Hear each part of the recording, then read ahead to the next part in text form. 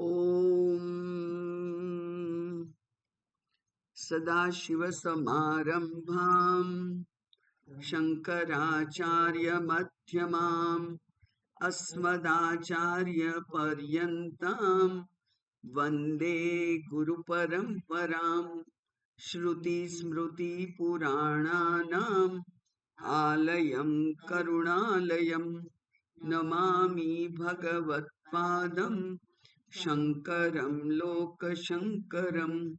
शङ्करं शङ्कराचार्यं केशवं बादरायणं सूत्रभाष्यकृतौ वन्दे भगवन्तौ पुनः पुनः।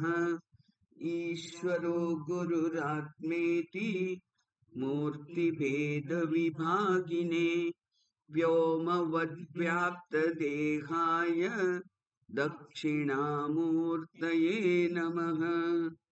ॐ नमः प्रणवार्थाय शुद्धज्ञानैकमूर्तये निर्मलाय प्रशान्ताय दक्षिणामूर्तये नमः। ॐ दयाकरं दयाकारं दान्तं धर्मप्रवर्तकं प्रणमामि दयानन्दं मदाचार्यवरं परम्। ॐ शान्ति शान्ति शान्तिः। हरिः ॐ श्री गुरुभ्यो नमः। हरिः ॐ।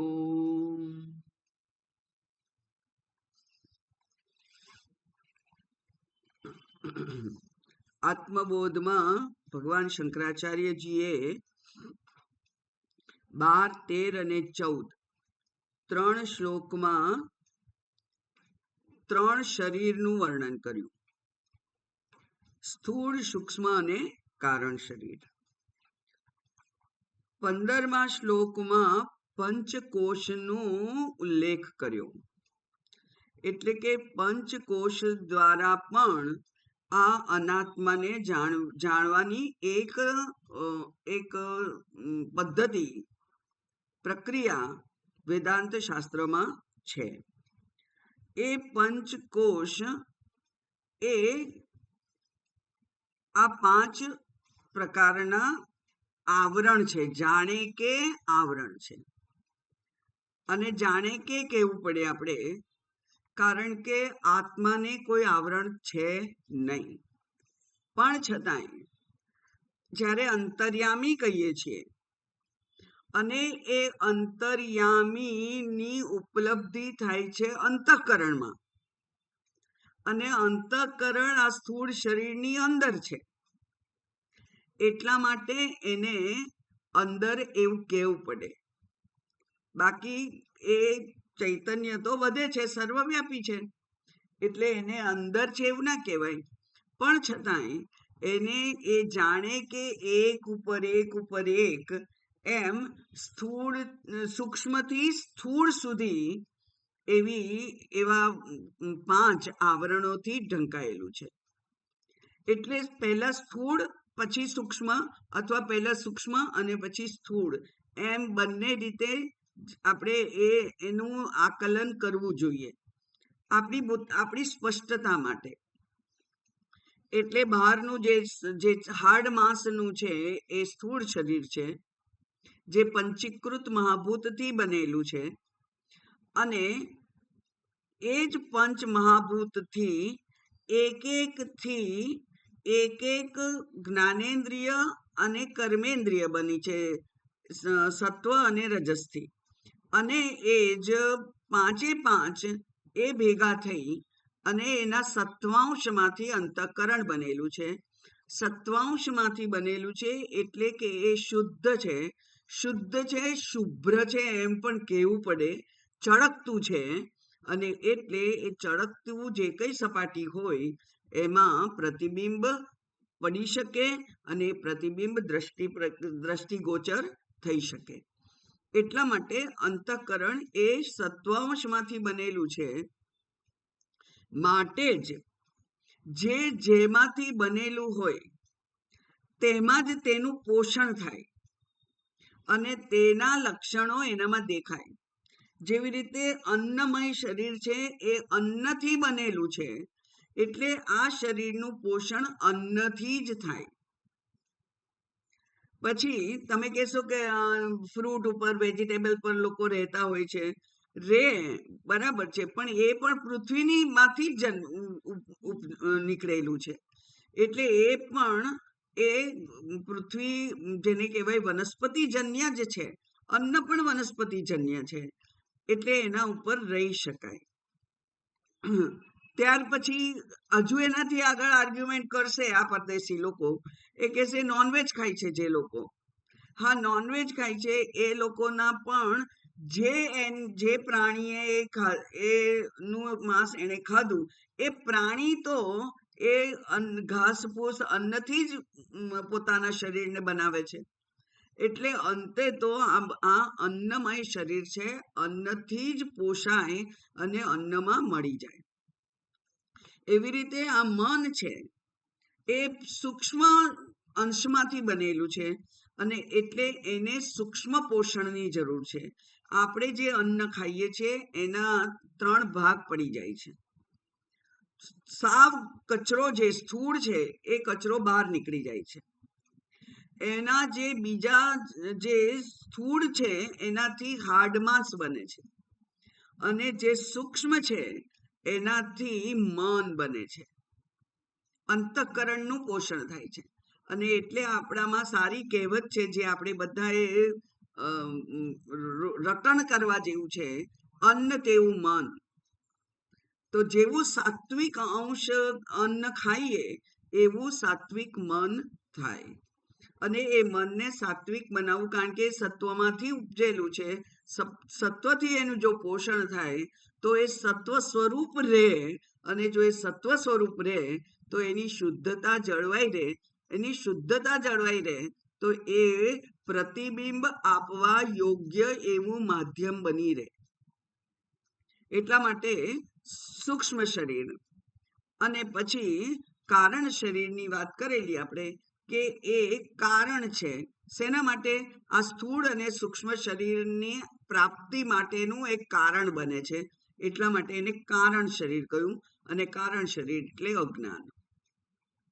તો આમ 5 કોષથી પણ થયું, અને એ 5 કોષથી જો ઢંકાયેલું છે, અને આપણે તો દર્શન કરવાના છે આત્માના, કે જે આ અંતઃકરણમાં પ્રતિબિંબિત થાય છે. તો એ કેવી રીતે કરવા? જો 5 કોષથી ઢંકાયેલું હોય તો ત્યાં એમ કહ્યું કે જેમ ડાંગરને છડી અને એના છોતરા કાઢવાના એ સ્થૂળ કામ છે, પણ છતાંય ડાંગર એટલે કે એ ડાંગર છે એ ખવાતી નથી. એ પેલા છોતરાઓને કાઢી નાખવા પડે, ત્યારે એ સુપાચ્ય બને છે. એક ચોખા પણ ખવાતા નથી, એ ચોખાને રાંધવા પડે છે, ત્યારે સુપાચ્ય બને છે. એમ એક પ્રક્રિયા કરતા કરતા આ વેદાંતના સિદ્ધાંતોને પણ સુપાચ્ય બનાવવા માટે આપણે આ પ્રક્રિયાઓ જાણવી પડે અને એમાંથી પસાર થવું પડે. એમ ડાંગરના છોડા કાઢી નાખી અને ચોખા જેમ અન્નને આરોગવા માટેના યોગ્ય બને છે, એવી જ રીતે આ જે આત્મતત્વ છે એ પણ આ 5 કોષોને નેતિ કરી અને એને દૂર કરવાથી, સમજપૂર્વક દૂર કરવાથી એ આત્માના દર્શન થવાના જેને બેકગ્રાઉન્ડ કહેવાય એ તૈયાર થાય છે. એટલે આપણે આ દર્શન માત્ર મનથી કરવાના છે, અંતઃકરણથી કરવાના છે. એટલે અંતઃકરણને એ દર્શન કરવા યોગ્ય બનાવવું પડે. પ્રતિબિંબ પડે એવું પણ બનાવવું પડે, અને આપણને એના દર્શન થાય. પ્રતિબિંબ પડે એવું એના માટે આ બધા 5 કોષોનું જે આવરણ છે એને ધીમે ધીમે આ હું નથી, આ હું નથી, આ હું નથી એમ હટાવવાનું. હવે એવું હટાવવું કેમ પડે છે? કારણ કે એ પંચ મહાભૂતનું બનેલું જે શરીર છે એ જ હું છું એવા એક ખોટા ખ્યાલ સાથે જ આ શરીરમાં આપણે આવ્યા છીએ. શરીર પ્રાપ્ત થવાનું કારણ એક જ હતું કે હું આ શરીર છું એવા ભાવ સાથે આના પહેલાના બધા જીવનો આપણે જીવ્યા છીએ. એટલે કે શરીર બુદ્ધિ થઈ ગયેલી છે અને એ શરીર બુદ્ધિ છે એમાં આપણે એટલા ઊંડા ઘૂસી ગયા છીએ કે એને દૂર કરવા માટે વારંવાર નેતિથી હટાવવું પડે. એટલે કે બુદ્ધિને સમજાવવી પડે.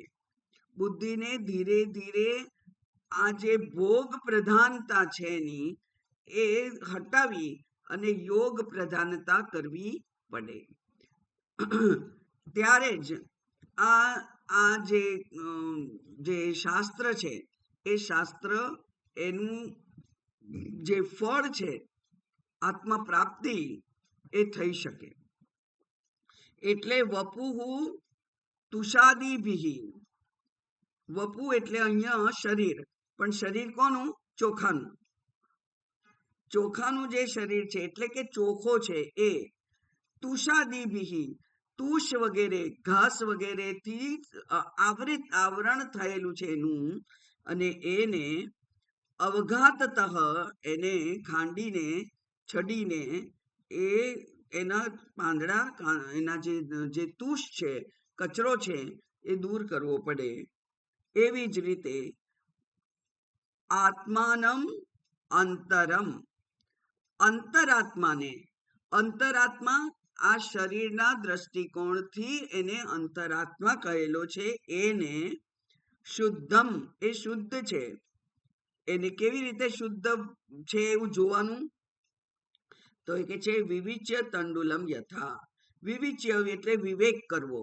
વિવેક કરવો એટલે કે આત્મા અને અનાત્માને જુદા પાડી અને જોવા.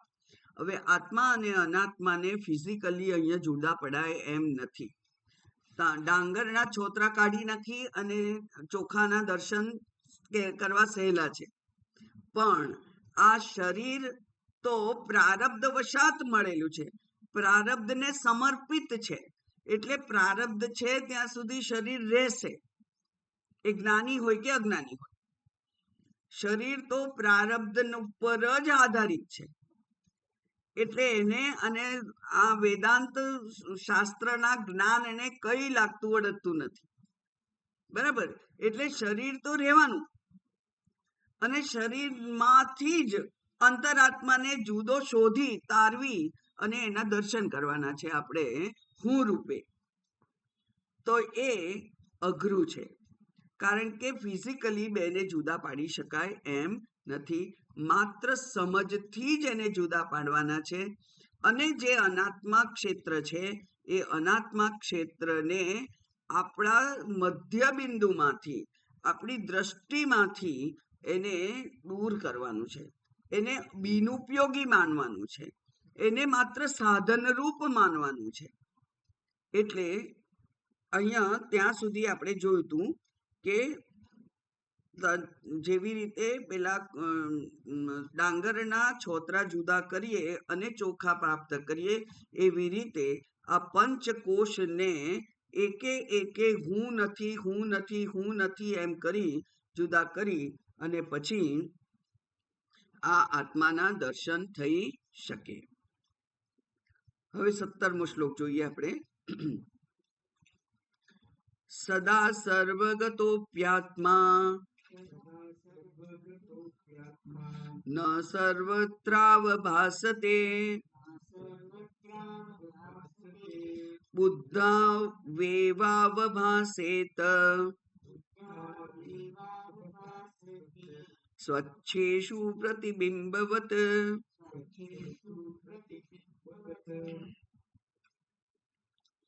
આ એમ પ્રશ્ન થાય કે જો સર્વગત આત્મા છે બધે જ છે એવું કહે છે, અંદર છે બહાર છે બધે જ છે એમ કહ્યું, તો પછી એના બધાને કેમ દર્શન થતા નથી?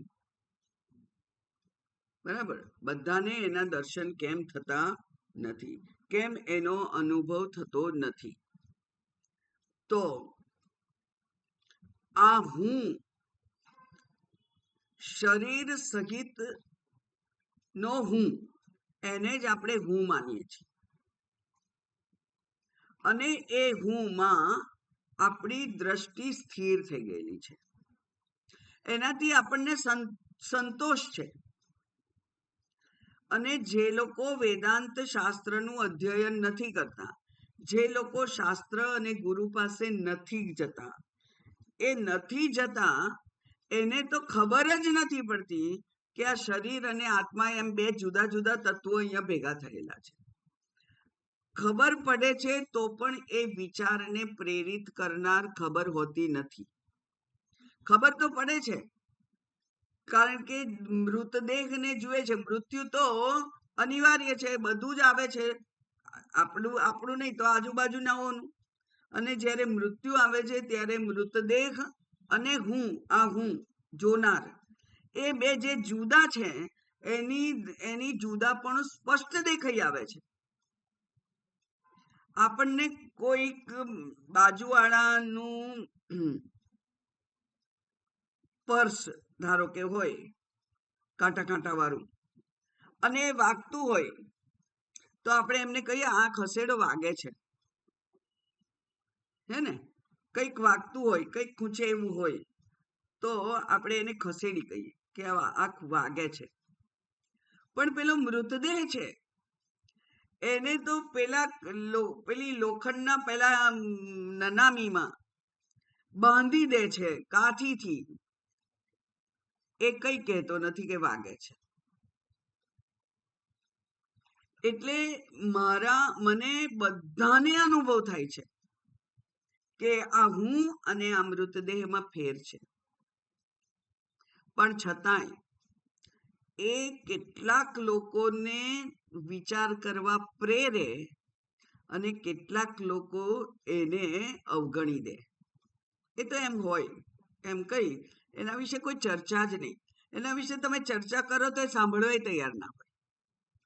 પણ રમણ મહર્ષિ 7-8 વર્ષના હશે, 8-10 વર્ષના, અને કોઈક સ્વજનનું મૃત્યુ થયું એટલે એ ત્યાં ગયા અને મૃતદેહને જોયો, અને એ તો બરાબર પેલા જે કાકા જેવા હતા એવા ને એવા જ દેખાતા હતા.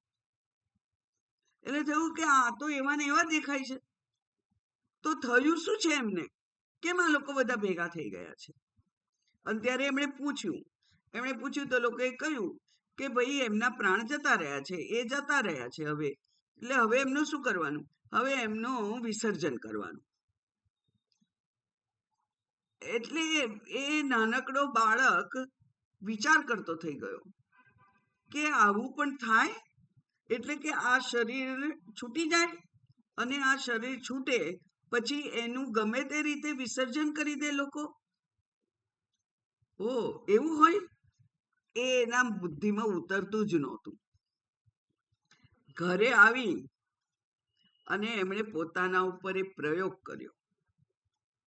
એક વિચારશીલ મન લઈને આયા હોય આ શરીરમાં, એટલે પોતાની રૂમ ઉપરમાં જઈ અને પોતે સૂઈ ગયા અને પ્રાણ ઉપર પણ નિયંત્રણ કર્યું અને એમ પોતાને કહ્યું કે હવે હું મૃત્યુ પામ્યો છું.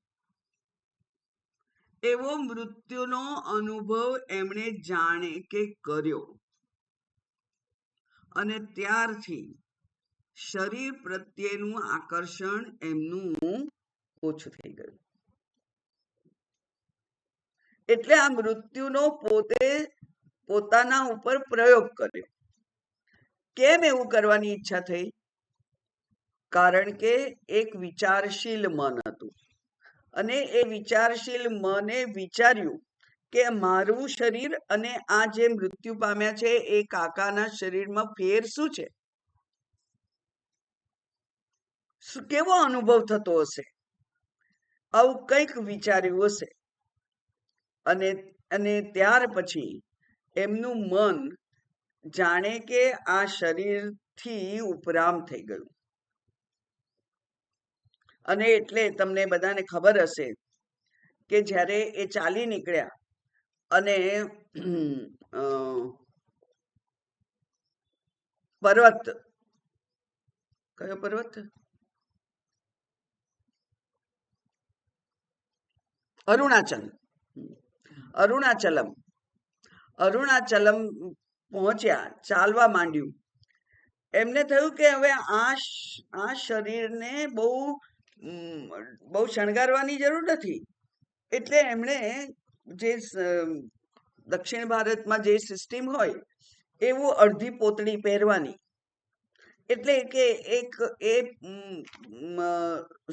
પેલી વેસ્ટી ધોતી પહેરેલી, ઉપર અંગવસ્ત્ર હતું. આવું અંગવસ્ત્ર ફેંકી દીધું, કારણ કે દક્ષિણમાં તો બહુ ગરમી હોય ને એટલે લોકો અંગવસ્ત્ર નાખે નહીં. પછી આગળ ચાલ્યા. પછી એમ થયું કે આવડી મોટી ધોતીની શું જરૂર છે, આપણે તો માત્ર આપણા અંગો ઢંકાય એટલું જ કંઈક જોઈએ. અને એટલે અડધી ફાડી નાખીને અડધી ફેંકી દીધી, બાકીની અડધીનું પછી કૌપિન બનાવી દીધું. માત્ર કૌપિનથી જ એમને કાયમ આપણે જોયેલા છે બધા ફોટાઓમાં, કે આની જરૂર નથી એમ કરી અને જે છોડી દીધું તે. એટલે આ જે સર્વગત આત્મા છે એને બધાને એનો કેમ અનુભવ નથી થતો? તો એટલા માટે એનો જવાબ અહીંયા આપે છે કે સદા સર્વગત અપી આત્મા. આત્મા તો સદા બધે જ છે. એટલે કે કોઈક એવો ઉનાળો શિયાળો આવતો નથી કે જ્યારે એ આત્મા ક્યાંક સંતાઈ જાય, એવું આવતું નથી. સદા હંમેશા એ ઉપલબ્ધ છે. પછી સર્વગત છે, ગમે ત્યાં. એટલે કે દેશ અને કાળ. સદા એટલે કાળ અને સર્વગત એટલે દેશ. દેશ અને કાળ, સર્વ દેશમાં સર્વ કાળમાં હંમેશા એ છે જ. તો ન સર્વત્ર અવભાસતે, બધે તો દેખાતો નથી. બરાબર, એ બધે દેખાતો નથી. બધે તો શરીરો જ દેખાય છે, કારણ કે મારી દ્રષ્ટિ શરીરથી વિશેષ કંઈ જોઈ શકે એવી શક્તિવાન નથી, જો એને મેં શાસ્ત્રના શબ્દોથી શુદ્ધ ના કરી હોય તો. મારી દ્રષ્ટિને શાસ્ત્રનો સંસ્કાર મળ્યા હોય તો જ એ જોઈ શકે, બાકી આગળ જોઈ શકે નહીં. શરીરથી વિશેષ આપણે કંઈ જોઈ શકતા નથી. એટલે એ ન સર્વત્ર અવભાસતે, એ બધે જ દેખાતો નથી. તો ક્યાં દેખાય છે? એ ક્યાં દેખાય? એનો જવાબ છે બુદ્ધૌ. સપ્તમી વિભક્તિ છે એટલે અધિકરણ જગ્યા બતાવે. તો બુદ્ધૌ એટલે બુદ્ધિમાં. જેમ આપણે ગૃહમાં ઘરમાં રહીએ છીએ એવી રીતે આ આત્મા ક્યાં રહે છે? બુદ્ધિમાં. બુદ્ધિ એટલે અંતઃકરણ. કોઈક જગ્યાએ બુદ્ધિનો ઉલ્લેખ હોય, કોઈક જગ્યાએ મનનો ઉલ્લેખ હોય, તો એ બંને અંતઃકરણના માટેના જાણે પર્યાયવાચી શબ્દો છે. એટલે બુદ્ધૌ એવ અવભાસેત, એ માત્ર બુદ્ધિમાં જ ભાસમાન થાય, દેખાય. ઓકે, તો બધાને દેખાવો જોઈએ ને. અંતઃકરણ બુદ્ધિ તો બધાનામાં છે. ના, એવું ના હોય. એટલા કે છે સ્વચ્છેષુ. સ્વચ્છ બુદ્ધિ હોય એમાં દેખાય. ઓકે, આ બુદ્ધિમાં દેખાય એના માટેનું જે શાસ્ત્ર પ્રમાણ છે એ તૈત્તરીય ઉપનિષદનો મંત્ર છે, સત્યમ જ્ઞાનમ અનંતમ બ્રહ્મ યો વેદ નિહિતમ ગુહાયામ સર્વે વ્યોમન પરમે વ્યોમન, પરમ આકાશ છે જ્યાં. પરમ એટલે શ્રેષ્ઠ, વ્યોમન એટલે આકાશ. પણ આ આકાશ, આકાશ એટલે ખુલ્લી જગ્યા, પણ અંદર પણ ખુલ્લી જગ્યા છે. એ અંદરની જે હૃદય આકાશ છે જેને કહીએ છીએ આપણે, એનું નામ જ છે શાસ્ત્રમાં હૃદય આકાશ. બરાબર? તો એ ક્યાં દેખાય છે? યો વેદ, યો વેદ, વેદ એટલે જાણે છે, જે જાણે છે. યહ વેદ, જે જાણે છે. ક્યાં છે એવું જાણે છે? નિહિતમ ગુહાયામ, ગુફામાં અંદર છે, ગુફામાં અંદર સંતાયેલું છે. અને એ ગુફામાં ક્યાં રહે છે? પરમે વ્યોમન, પરમ એટલે શ્રેષ્ઠ અને વ્યોમન એટલે આકાશ. શ્રેષ્ઠ આકાશ જે છે, હૃદય આકાશ જે છે, એ હૃદય આકાશમાં. પણ હૃદય આકાશ પણ કેવું હોવું જોઈએ? બીજા બધા અનેક વસ્તુઓથી જો એ ખીચોખીચ ભરાયેલું હોય તો ત્યાં આત્મા હોય છે, પણ ઢંકાઈ ગયેલો હોય છે, દેખાતો નથી. એટલે અનેક પ્રકારની આપણી કામનાઓ, કામનાઓ અનંત છે. એ કામનાઓ, અનંત કામનાઓ ના વિષયો અનંત છે. શબ્દ, સ્પર્શ, રૂપ, રસ, ગંધ 5 પ્રકાર કયા છે શાસ્ત્રએ, પણ એ 5 પ્રકારના વિષયો કેવા, કેટલા છે? ગણ્યા ગણાય નહીં, વીણ્યા વીણાય નહીં. તોય મારા આભલામાં માય. હા, ક્યાં માય છે? આપણા મનમાં. ક્યાંથી ને ક્યાંથી કઈક કઈક વસ્તુની ઈચ્છા થઈ જાય છે, ખાલી સાંભળ્યું છે એના વિશે. અને હવે તો કેટલું છેતરાય છે લોકો. પેલા ઓનલાઈન ઓર્ડર કરી કરીને કઈક કઈક મંગાવે છે, અને પછી કે અરે રે આવું તો ના ગમે, આવું તો ના. મને ઘણી બધી વાર આશ્ચર્ય થાય કે જે વસ્તુ આમ કપડું જોઈને કે એનું ટેક્સચર જોઈને ખરીદવાની હોય, કે જે આપણને કમ્ફર્ટેબલ રહેશે કે નહીં, એ ઓનલાઈન.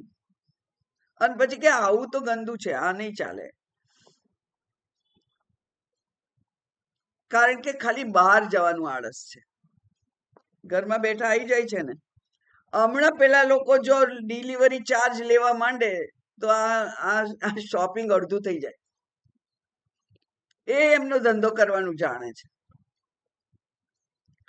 એટલે કેવું ક્યાં છે? તો કે છે શુદ્ધ છે જે જગ્યા, ત્યાં અનેક કામનાઓથી એ ઘેરાયેલી નથી, એવું જે મન છે તે. એટલા માટે પેલા કાશી પંચકમાં આપણે જોયું હતું, પહેલો શબ્દ શું હતો? મનોનિવૃત્તિ. મનની નિવૃત્તિ છે. શેમાંથી નિવૃત્તિ છે? કામનાઓમાંથી. શેની વિષયની કામનાઓ હોય? વિષયો વિષયની કામનાઓ હોય. અનેક પ્રકારના ના પદાર્થો, વિષયો આપણને જોઈતા હોય છે, અને એ જોઈતો પદાર્થ મળે એટલે આનંદ થાય છે, પણ એ આનંદ લાંબુ ટકતો નથી. એ વિષય જૂનો થઈ જાય છે અને આપણે નવા વિષયની કલ્પના કરવા માંડીએ છીએ. એમ એટલે કેટલાક આ જીવન જીવવા માટે કેટલાક મહાપુરુષોના નાના નાના વાક્યો હોય, એમના પ્રવચનમાં ક્યારેક આવે. એવું કોઈક એકાદને આપણે રાખી લેવાનું. તો મેં રાખી લીધું છે કે ગુરુમાએ એક વખત, ગાંધીનગર વાળા ગુરુમાએ એક વખત એમના પ્રવચનમાં કહેલું, આવી જ વાત કરતા હતા કામનાઓની, વિષય ભોગની. અને એમણે કહ્યું કે ધારો કે તમને ઈચ્છા થઈ કે સમોસા ખાવા છે, પછી વિચાર કરો કે નથી ખાવો, પણ મન કે ના ના ખાવો છે. એટલે પછી મન સાથે તમે વાર્તાલાપ કરો કે અનેક જન્મો થયા, એમાં કેટલાય જન્મો મનુષ્યના હશે, એમાં કેટલી વાર, અને આ શરીરમાં આ દિવસ પહેલા કેટલી વાર સમોસા ખાધા છે, તો સંતોષ થયો નથી હજુ ને? ના, નથી થયો. એટલે વન્સ મોર ચાલ જોઈએ છે. તો આ એક વખત વધારે ખાશો એટલે સંતોષ થઈ જશે? એ તો વાસનાને પુષ્ટિ મળશે. વાસના ઘાટી થશે. એટલે અહીં જ રોકાઈ જા તું, હે મન તું અહીં જ રોકાઈ જા, એમ એમણે કહેલું છે. આ એમના શબ્દો છે. અને મને ઘણી વાર આવું થાય કે ઈચ્છા ઘણી વાર થઈ જાય, કારણ કે વાસનાઓ તો છે જ, આપણે ભોગ કરેલા છે. એટલે આજે આ ખાવું છે, આજે આ જોવું છે, આજે આ પહેરવું છે, આજે આમ કરવું છે, એ થઈ જાય વાસના. પણ ત્યારે વાર્તાલાપ કરો કે અત્યાર સુધી કેટલી વાર એ અનુભવ કર્યો છે, આનંદ થયેલો, પણ સંતોષ નહોતો થયો. એટલે વન્સ મોર માગે છે, ફરી ફરી, કારણ કે દ્રઢ કરેલી વાસનાને આપણે પૂર્તિ કરી અને દ્રઢ કરેલી, એને અસંગ શસ્ત્રેને દ્રઢેન છિત્વા. પેલા એક મહારાજની મેં તમને વાત કહી હતી, એ પણ બહુ આનંદ આપે એવી છે. ઉત્તર કાશીમાં કોઈક એક મહારાજ હતા, એમને મરચા બહુ ભાવે, મરચા ખાવાનું. એટલે કે ખાવાના સાથે મરચા. અહીંયા મેં ઉત્તર પ્રદેશમાં બધા બહુ વાર, કેટલા લોકો મરચા લે. લોકો મરચા પેલું શું પીરસવા આવે, કાચા મરચા લીલા. કોઈ એક લે, કોઈ બે લે, કોઈ 3 માંગે. એ એમને મરચા બહુ ભાવે. અને જુદા જુદા આશ્રમોમાં જતા હોય ભિક્ષા લેવા, અને બધી જગ્યાએ કે ભાઈ મરચું લઈને, એટલે પેલો મરચું લાવે લાવે લાવે. કોઈક વખત કોઈક એક બ્રહ્મચારી એવો હશે જેને કદાચ ગુસ્સો આવ્યો હશે, એટલે એને કહ્યું કે ઉભા રહો, કે લો આમ ઢગલો 5, 10, 15 મૂકી દીધા. અને પેલાને એમ થયું કે અરે રે, મારું આવું અપમાન થયું. અને એમણે પોતાના મન સાથે વાર્તાલાપ કર્યો, અને પછી બહાર ગયા અને કિલો મરચા લઈ આવ્યા અને ખાવા માંડ્યા. અને પોતાને કે લેખા લે, બહુ માંગે છે ને, લેખા ખા, આજે ખાઈ જ લેતું, આજે ખાઈ જ લેતું. હવે મરચું તો 2-4 કદાચ કોઈનાથી ખવાતા હશે, પણ વધારે તો ના ખવાય ને. એમણે 500 ગ્રામ મરચા ખાઈ કાઢ્યા હશે. અને પછી મનને કહ્યું કે હવે માંગીશ નહીં, અને એમનું મરચા ખાવાનું બંધ થઈ ગયું. એટલે આ મનને આપણે એના જ શસ્ત્રથી, એ જેટલા જીદથી માંગે એટલા જીદથી આપણે એને ના આપીએ.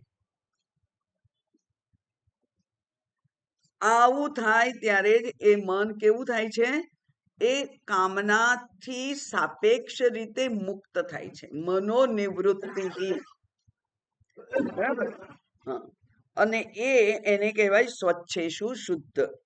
અને શુદ્ધ બુદ્ધિમાં એ દેખાય છે. કેવી રીતે? પ્રતિબિંબવત. તો આ પ્રતિબિંબ તો પડે જ. આપણે પંચદશીના કોઈ ચેપ્ટરમાં જોયેલું કે બિંબ હોય એટલે પ્રતિબિંબ પડે જ. પ્રકાશ હોય અને બિંબ હોય એટલે પ્રતિબિંબ પડે જ. એટલે કે પ્રકાશ છે અને હું અહીંયા છું, તો આ સામે જે દિવાલ છે એ દિવાલમાં મારું પ્રતિબિંબ પડે જ. પણ એ દિવાલની જે ચળકાટ છે, સરફેસ છે, એ ચળકતી નથી, એ એવી ચળકતી નથી. એટલા માટે મને પ્રતિબિંબ ત્યાં દેખાતું નથી. આપણે નાના હોઈશું, તમે બધાએ કર્યું કે નહીં ખબર નહીં, પણ મેં કરેલું કે પેલી સ્ટીલ નવું નીકળેલું, અને ત્યારે સ્ટીલની થાળી લાયા હોય ઘરમાં, તો આમ પાછળ આમ કરીને જોવાનું, મોઢું દેખાય છે સ્ટીલની થાળીમાં, વાહ તો અરીસા જેવું છે. એટલે આશ્ચર્ય હતું એ જમાનામાં. એમ આ જે પ્રતિબિંબ છે એ બધે પડે, પણ બધે સ્પષ્ટ દેખાય નહીં. એટલા માટે અરીસાનું ઉદાહરણ શાસ્ત્રએ આપેલું છે કે આદર્શ એટલે અરીસો. આદર્શમાં જેમ આદર્શે પ્રતિબિંબવત, તો આદર્શમાં જેમ પ્રતિબિંબ દેખાય, એમ આ શુદ્ધ અંતઃકરણમાં એ પ્રતિબિંબિત થયેલો આત્મા દેખાઈ શકે. એ પ્રતિબિંબ જોવા માટે આપણે અંતર્મુખી થવું પડે કે નહીં? કારણ કે અરીસો તો અંદર છે, અરીસો અંદર છે, અને આપણી બુદ્ધિ જો બહિર્મુખી હોય તો એ પ્રતિબિંબ દેખાય નહીં. એ પ્રતિબિંબ જોવા માટે આપણે શક્તિમાન થઈએ નહીં. એટલે કેવી બુદ્ધિ જોઈએ? અંતર્મુખી બુદ્ધિ કરવી પડે. હવે આ પહેલું કામ આપણું કે બહિર્મુખતાને આપણે અંતર્મુખતા તરફ લઈ જવું પડે. સામાન્ય રીતે આપણે બહિર્મુખી જ હોઈએ છીએ, કારણ કે પરાંચિખાની શાસ્ત્રએ કહ્યું તો એ જે ઇન્દ્રિયો છે એ કેવી છે? બહિર્મુખી છે. સ્વભાવ જ એનો બહિર્મુખી છે. ભગવાને એનો સ્વભાવ જ બહિર્મુખી કર્યો છે. હવે એ ભગવાનના કાર્યને આપણે ઉલટાવવાનું છે, તો એ કેટલું અઘરું હોય? એ અઘરું હોય જ. અને એટલે કારણ કે ભગવાનનું કામ છે તો બહિર્મુખી કરી છે, તો સ્વયંભૂ વ્યતૃણત, આપણને બધાને વેર વિખેર કરી નાખ્યા બ્રહ્માજીએ. પણ એ અંતર્મુખીતા જો હોય તો આ આત્મા છે શુદ્ધ અંતઃકરણમાં એ આત્મા દેખાય. હવે એના માટે શાસ્ત્રનો ઉપયોગ કેવી રીતે કરવાનો? તો જ્યાં જ્યાં નામ રૂપ છે ત્યાં ત્યાં અસ્થિ ભાતિ પ્રિય હોય જ. અસ્થિ ભાતિ પ્રિયમ રૂપમ નામ ચૈત્ય અંશ પંચકમ આદ્યત્રયમ બ્રહ્મ રૂપમ તતોદ્વયમ જગત રૂપમ તતોદ્વયમ. પહેલા ત્રણ છે એ બ્રહ્મરૂપ છે. અસ્થિ ભાતિ પ્રિય એ બ્રહ્મના લક્ષણો છે, અને નામ અને રૂપ એ જગતના લક્ષણો છે. એ નામ અને રૂપ હોય ત્યાં અસ્થિ ભાતિ પ્રિય હોય જ. અસ્થિ હોય ત્યાં નામ હોય એ અનિવાર્ય નથી. બ્રહ્મ હોય ત્યાં જગત હોય એ અનિવાર્ય નથી. પણ બ્રહ્મ એ પણ પોતાને વ્યક્ત કરવા માટે જગતનો જ આશ્રય લેવો પડે. કારણ કે કોઈ આશ્રય વગર બ્રહ્મ દેખાતો નથી. દેખાય છે? બધે છે ને? તો કોઈ જગ્યાએ દેખાતો નથી. પણ એ દેખાવા માટે એને જગતનો જ આશ્રય લેવો પડે. નામ રૂપ દ્વારા જ એ બ્રહ્મ વ્યક્ત થાય છે, અને નામ રૂપ હોય ત્યાં બ્રહ્મ હોય જ. એટલે જ્યાં જ્યાં નામ રૂપ દેખાય ત્યાં ત્યાં બ્રહ્મને જોવાનો પ્રયત્ન કરવાનો. જ્યાં જ્યાં નજર મારી ઠરે યાદી ભરી ત્યાં આપની. બરાબર? એટલે યત્ર યત્ર મનો યાતિ, જ્યાં જ્યાં મન જાય ત્યાં ત્યાં સમાધય, સમાધિ લાગી જાય. કેમ સમાધિ લાગી જાય? કારણ કે ત્યાં બ્રહ્મ છે. જ્યાં જ્યાં નામ રૂપ છે.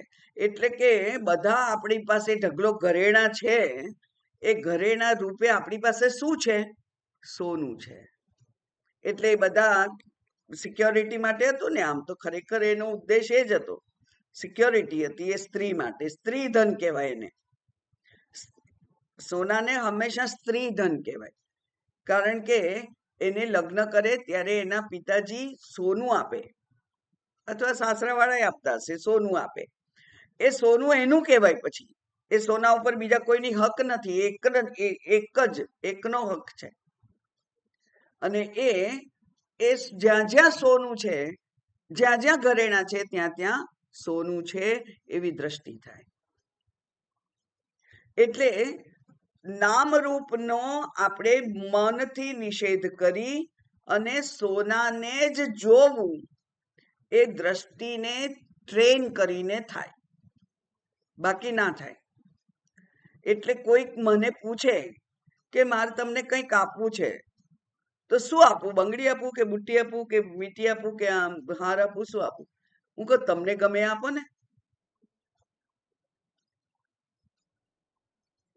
કારણ કે મારે તો સોનું પહેરવું નથી, મારે સોનું જોઈએ, સિક્યોરિટી છે. સિક્યોરિટી રૂપે સોનું સારું છે,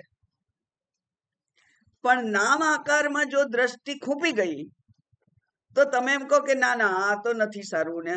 એટલે સોનીના દુકાનમાં જઈને આપણે કહીએ કે આ નથી સારું, આ નથી સારું, આ મૂકી દો, આ નથી સારું, તો એને કેમ થાય? કારીગર હોય એને થાય કરે રે મેં આટલી મહેનત કરીને આવો સુંદર આકાર બનાવ્યો અને હમણે તો ડિસ્કાર્ડ કરી દીધો એને. આપણી દ્રષ્ટિને આપણે માપવાની છે.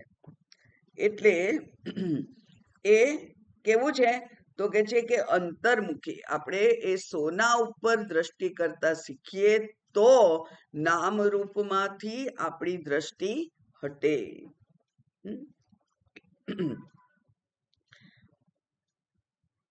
ભગવાન કોઈને પસંદ નથી કરતા.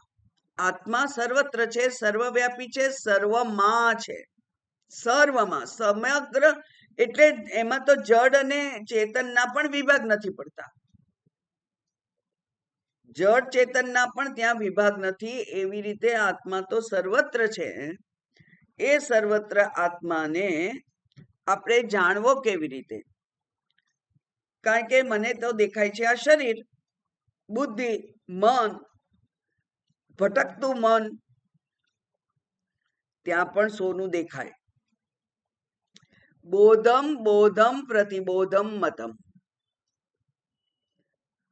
આ પુસ્તક છે, આ ટેબલ છે, આ ઘડિયાળ છે, એમ જ્યારે જોઈએ ત્યારે જેના જે પદાર્થને આવૃત્ત કરતી જડ વૃત્તિ છે એને ચેતનતા આપનાર જે છે એ છે તો મને પુસ્તક દેખાય, નહીં તો ના દેખાય. બરાબર? એટલે મને જે પ્રત્યેક જ્ઞાન થાય, એ જ્ઞાન એ આત્માની પ્રતીતિ છે. આત્મા અહીંયા છે, ચૈતન્ય અહીંયા છે, એની એ પ્રૂફ છે, એની ખાતરી છે.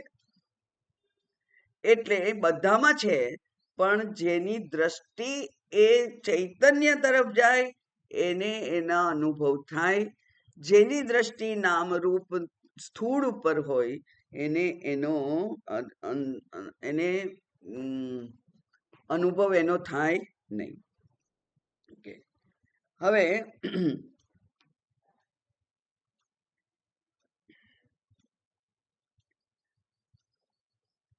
આપણું મન જ અરીસો છે, એટલે કે બુદ્ધિ જ અરીસો છે, અને મન સતત આપણને આત્માના દર્શન કરાવે છે. એટલે આપણે આત્માને નથી જાણતા એવું નથી, પણ આત્માને મુખ્ય અને શરીરને ગૌણ એવી હજુ આપણી દ્રષ્ટિ થઈ નથી. એવી દ્રષ્ટિ કરવા માટે શું કરવું? તો કે છે અંતઃકરણને શુદ્ધ કરવું જરૂરી છે. અંતઃકરણને શુદ્ધ કરવું જરૂરી હોય તો પહેલા અશુદ્ધિ કેવી છે એ જાણવું પડે. એટલે એમાં અશુદ્ધિ છે મળ, વિક્ષેપ. અશુદ્ધિ મળ અને વિક્ષેપ રૂપ છે. મળ એટલે ગ્રોસ ઇમ્પ્યોરિટી, જેને એટલે કે રાગ દ્વેષ રૂપી દેખાય. રાગ દેખાય, દ્વેષ દેખાય. આપણને જ આપણો પોતાનો રાગ પણ દેખાય ને દ્વેષ પણ દેખાય જો આપણે આપણી દ્રષ્ટિને કેળવી હોય તો. ત્યાં તમને ખબર પડવી જોઈએ કે આ મારો લોભ છે, અમારે જોઈએ છે ત્યાં મારો લોભ છે, અમારે જોઈએ છે ત્યાં રાગ છે.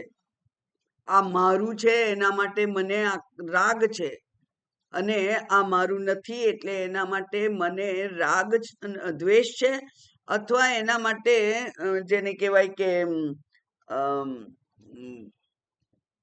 ન્યુટ્રલ એટલે કે ઉપેક્ષા વૃત્તિ થાય. એની કોઈ ગણના ના હોય આપણી પાસે, ઉપેક્ષા વૃત્તિ.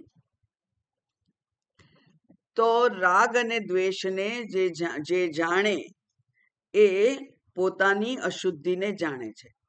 આ રાગ દ્વેષને સંયમિત કરવા શું કરવું? તો એના માટે કયો છે કર્મયોગ. કર્મયોગ એ આ મારું છે એટલે હું એની સેવા કરું, અને આ મારું નથી તો એની તરફ હું જોઉં નહીં, તો પછી એ કર્મયોગ નથી. તો કર્મયોગમાં તો આપણે આપણા ગમો અને અણગમાને બાજુમાં મૂકવા પડે છે. જેમ કે નર્સને સેવા કરવાની હોય, હવે નર્સ એના પેશન્ટ તરીકે કોઈ વિદ્વાન બ્રાહ્મણ આવ્યો હોય, અથવા કોઈ પ્રોફેસર, ટીચર, એવું ડોક્ટર, એવું કંઈક આવ્યું હોય, અને બીજું પેશન્ટ હોય એ ઝૂંપડપટ્ટીમાંથી આવેલું હોય, પણ બંને તરફ એની દ્રષ્ટિ સમાન હોવી જોઈએ. ભગવાન કહે છે કે સમોહમ સર્વભૂતેષુ, હું તો બધાના માટે સરખો છું. નમે દ્વેષ્યોસ્તિ ન પ્રિય, મને કોઈના માટે દ્વેષ પણ નથી ને કોઈના માટે પ્રિય પણ નથી. એના માટે ઉદાહરણ શું સમજી શકાય આપણી જાતને માટે? તો વરસાદ પડે છે એ બધા માટે સરખો જ પડે છે કે નહીં? અને એને અમીવૃષ્ટિ કહેવાય છે. શરૂઆતમાં તો વરસાદ પડે, લોકો ખુશ થઈ જાય, અમીવૃષ્ટિ. તો એ અમીવૃષ્ટિ થાય, વરસાદ પડ્યો, અને આપણે રેનકોટ પહેરીને બહાર જઈએ તો આપણને એ જે અમી છાંટણા છે એ સ્પર્શ કરી શકે નહીં.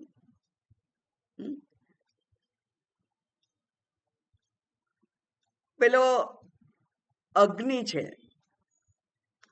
એ હૂંફ આપે, શિયાળામાં તાપણી કરીને બેસીએ, પણ જે તાપણીની નજીક હોય એને ગરમી આપે, હૂંફ આપે.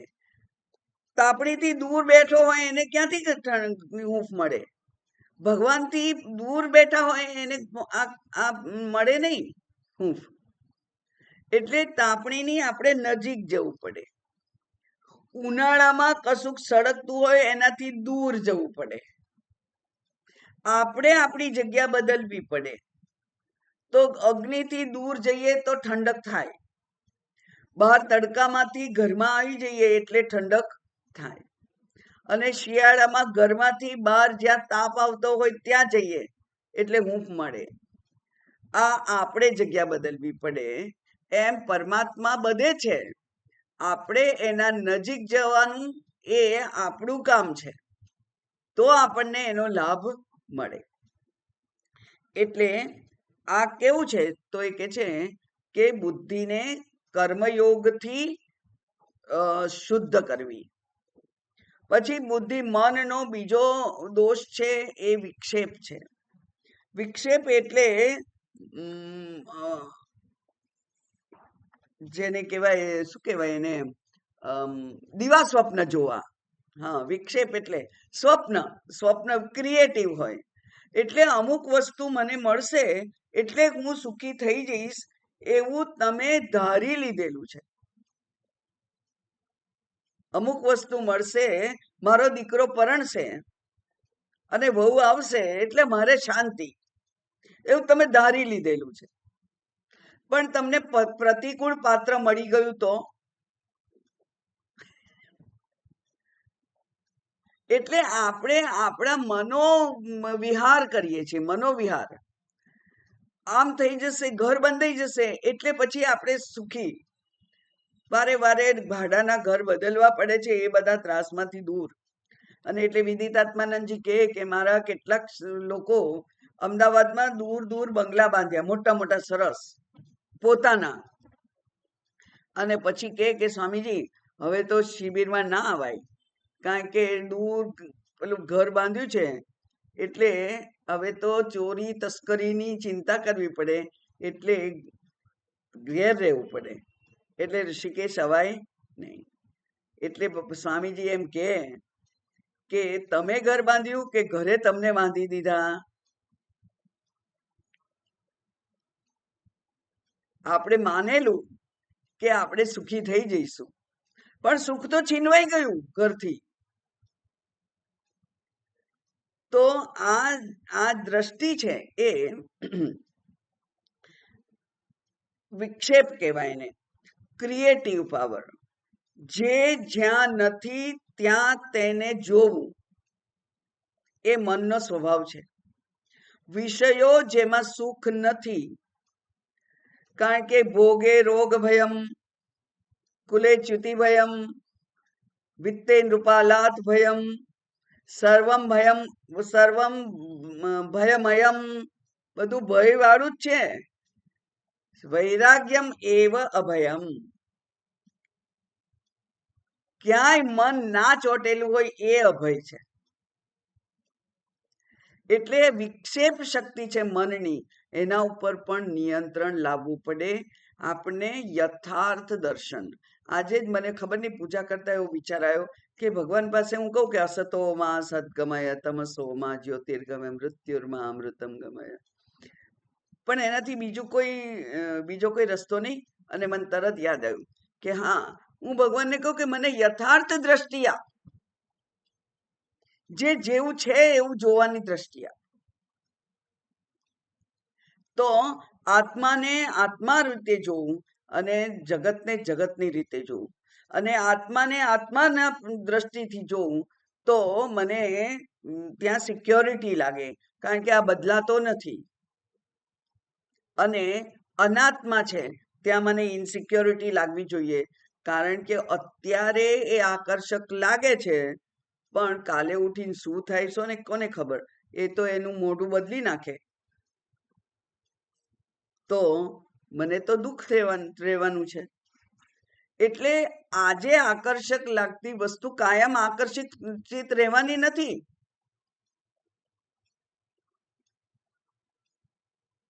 અઘટિત ઘટના પટીયસી માયા. બહુ જ પ્રિય હોય એ જ તમારો શત્રુ બની જાય એવું બને. માટે જે જેવું છે તે તેવું મને દેખાય, તો પછી કાયમ શંકાશીલ રહેવાનું. આપણે શંકાશીલ રહેવાની જરૂર નથી. આપણે આપણી સ્વતંત્રતા એના હાથમાં ના સોંપી દઈએ, બસ. એ છે તોય સુખ છે ને ના હોય તોય સુખ છે. વસ્તુ મળી તોય આનંદ ને ના મળી તોય આનંદ. પેલા સંતે કહ્યું કે આજે ખાવાનું ના મળ્યું, ભિક્ષા ના મળી, એ કઈ નહીં કે આજે ભગવાને મને ઉપવાસ કરાવવો હશે, એ દ્રષ્ટિ છે. હવે આ ભૂખ તો બહુ લાગી છે ને શું કરવું ને હવે ક્યાં જવું ને, આ ભગવાન એ કેવો છે, ખાવાનું આપતો નથી, એ બીજી દ્રષ્ટિ છે, દોષ દ્રષ્ટિ છે. ઓકે, એટલે આ જે દ્રષ્ટિ છે એ કેવી હોવી જોઈએ, તો કે છે કે આ અશુદ્ધિ એટલે કે મળ અને વિક્ષેપ રહિતનું મારું મન હોય, કે જેમાં બે નથી, મળ પણ નથી, રાગદ્વેષ પણ નથી, અને પેલા પત્તાના મહેલ બનાવવા જેવું વિક્ષેપ પણ ત્યાં નથી. એવું મારું મન હોય એ જરૂરી છે. ઈશ્વરાર્પણ બુદ્ધિથી કરેલું કર્મ, પછી ઈશ્વરની આરાધના, જપ અને મેડિટેશન, ચલો ને તો આવડે તમને, ધ્યાન, એનાથી મન શુદ્ધ થાય. એટલે કે ઈશ્વરાર્પણ બુદ્ધિથી કરેલું કર્મ, નિસ્વાર્થ બુદ્ધિથી કરેલું કર્મ એ મળને દૂર કરે, અને જપ અને ધ્યાન છે એનાથી એકાગ્રતા કેળવાય, એટલે વિક્ષેપને દૂર કરે. એમ બે રીતે એને શુદ્ધ કરી શકાય. અને આ ઈશ્વર ક્યાં છે, તો કે છે સર્વત્ર છે, બસ એટલું જ. અચેતન પદાર્થોમાં પણ આ તો છે જ, માત્ર ત્યાં સૂક્ષ્મ શરીર નથી એટલે પ્રતિબિંબ ના પડે, માટે ત્યાં આપણે ઈશ્વરના દર્શન કરી શકતા નથી. અને આમ બુદ્ધિની સ્વચ્છતા બે પ્રકારે થાય. એ કે છે શ્રવણ દ્વારા અજ્ઞાન દૂર થાય. સ્વામીજી કે છે શ્રવણ દ્વારા અજ્ઞાન દૂર થાય. એટલે આના માટેની સ્પષ્ટતા લાવવી જરૂર છે. અજ્ઞાન દૂર કરવું જરૂરી છે. તો જ મને આત્માના દર્શન કરવાની તારાવેરી લાગે, ઈચ્છા થાય, અને ઈચ્છા થાય તો પ્રયત્ન થાય, અને શાસ્ત્ર વડે પ્રયત્ન યોગ્ય દિશામાં થાય, તો પછી આ જે પ્રયત્ન છે એનું આપણને ફળ પ્રાપ્ત થઈ શકે. એટલે સદા સર્વગત અપી આત્મા, આત્મા બધે જ છે છતાંય સર્વત્ર ન અવભાસતે, બધે દેખાતો નથી. કેમ નથી દેખાતો? કારણ કે મને જ્ઞાન દ્રષ્ટિ, શાસ્ત્ર દ્રષ્ટિ પ્રાપ્ત નથી થઈ, સુવર્ણ દ્રષ્ટિ મને પ્રાપ્ત નથી થઈ. એટલા માટે મને સર્વત્ર આત્મા દેખાતો નથી. બાકી હમણાં જ આપણે જોયું કે ચેતનમાં પણ છે, અચેતનમાં પણ છે. વ્યક્ત થાય કે ના થાય, પણ આત્મા છે જ. આકાશ આપણને ક્યાં દેખાય છે? નથી દેખાતું ને, તો એ છે. આ હવામાં ઓક્સિજન ક્યાં દેખાય છે આપણને? પણ હું જીવતી રહું છું, એ જ એના માટેનું પ્રૂફ છે કે આ વાતાવરણમાં ઓક્સિજન છે. જેટલો જરૂરી હોય એટલો જ ઓક્સિજન છે, વધારે નથી, ઓછોય નથી. આ માત્ર વિચાર કરવા માટેની એક ટેવ પાડવાની રીત છે.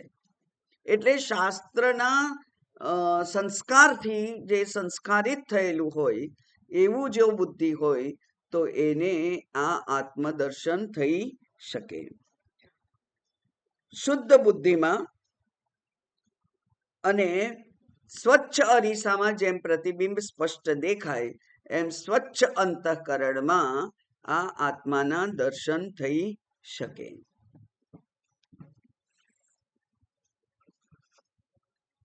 વિશેષ આવતી વખતે. હવે